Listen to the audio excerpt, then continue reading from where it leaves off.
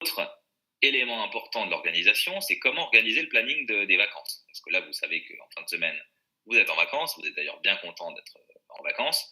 Un élément important, accordez-vous une vraie pause. Je vous le répète, je vais certainement aussi le répéter pendant cette séance, j'ai déjà eu des étudiants qui ne m'ont pas écouté, qui ont eu des burn-out. J'en ai eu 2. Je peux vous dire que ça fait mal, parce que des burn-out au moment du concours, ben, en fait, on ne peut pas faire le concours. Donc, ne tombez pas dans ces pièges absurdes. Donc, respectez votre corps, respectez le planning, la stratégie que vous vous êtes fixée, et donc acceptez de faire des pauses. Et puis aussi, soyez à l'écoute de votre corps. Donc, si jamais votre planning vous dit qu'il faut travailler, mais que votre corps il vous dit fuck, j'ai envie de me reposer, eh ben reposez-vous. C'est la priorité. Donc, accordez-vous une pause pendant 2-3 jours. Procédez par bloc. Alors ça, c'est important. C'est-à-dire que vous allez, je vous conseille, plutôt que de faire un jour, je fais les suites, un jour, je fais les sommations, un troisième jour, je fais, je ne sais pas moi, les applications. On va plutôt faire 2-3 jours les suites, et puis 2-3 jours les applications, etc.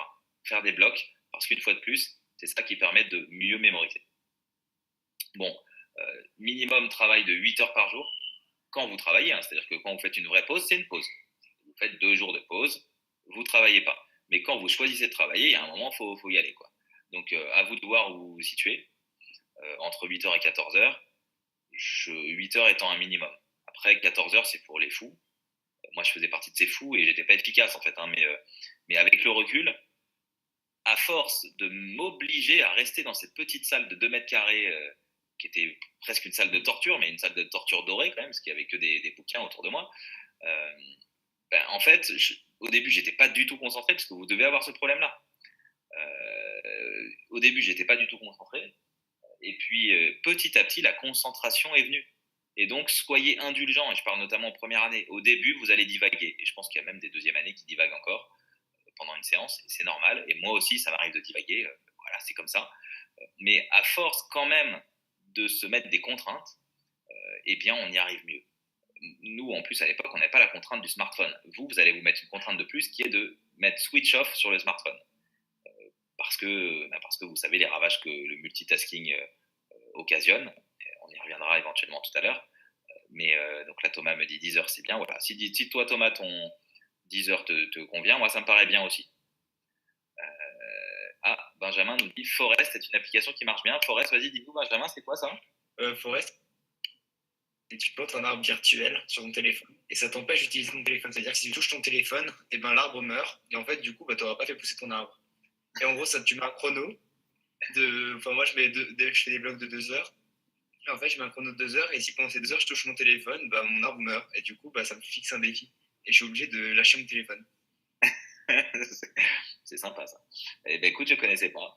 Je le note. Donc, Forest, c'est marrant. Et en plus, du coup, ça te permet de voir combien tu as fait d'heures pendant la journée et calculer ton temps de travail pendant la semaine, et c'est assez utile. Très bien. Et donc, du coup, tu as constaté que tu étais plus performant depuis que tu t'occupais d'un arbre. Ouais, c'est en fait, du coup, ça t'empêche de regarder les messages, ça t'empêche la tentation, quoi.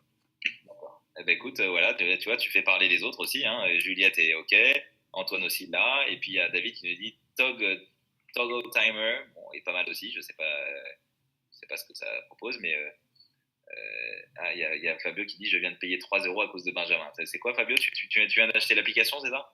Et ouais, je me suis fait emboucaner, je l'ai acheté 3 euros. Ça dépend, sur Samsung c'est pas payant, sur Apple c'est payant. Bah ouais, Apple c'est toujours plus cher, c'est comme ça. Il ne fallait pas prendre Apple.